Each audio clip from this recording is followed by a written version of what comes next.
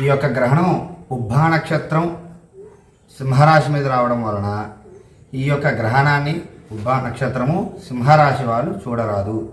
ఈ యొక్క గ్రహణం ఏ రాశుల మీద ప్రభావం చూపుతున్నదని చెప్పి ఇప్పుడు తెలుసుకుందాం. మేషరాశి, కర్కాటక రాశి, సింహరాశి, కన్యారాశి, వృశ్చిక రాశి, ధనుస్సు రాశి, కుంభరాశి, మీనరాశి. ఈ యొక్క రాశులలో సింహరాశికి ఎక్కువగా దోషం ఉంది కాబట్టి సింహరాశి వాళ్ళు గ్రహణానంతరం సింహరాశి వారు ఖచ్చితంగా ఈ యొక్క గ్రహణ పరిహారం చేసుకోగలరు. ఇంతగా తెలిపినటువంటి రాశుల వారు ఈ యొక్క పరిహారం చేసుకోవాలను. బియ్యం కేజింబావు, ఉలవలు కేజింబావు, వెండి చంద్రబింబము, తెల్లని వస్త్రము, ఆవు నెయ్యి రాగి పాత్రలో వేసి దానం ఇవ్వాలను. మరియు పెరుగు కూడా దానం ఇవ్వాలను.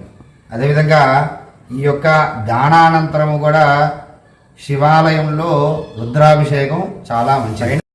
పైన తెలిపిన రాశుల వారే కాకుండా ఈ గ్రహణానంతరము అన్ని రాశుల వారు కూడా గ్రహణానంతరము శివాలయ దర్శనము, అభిషేకము శ్రేష్టం. ఓం నమః శివాయ. శ్రీమాత్రే నమః.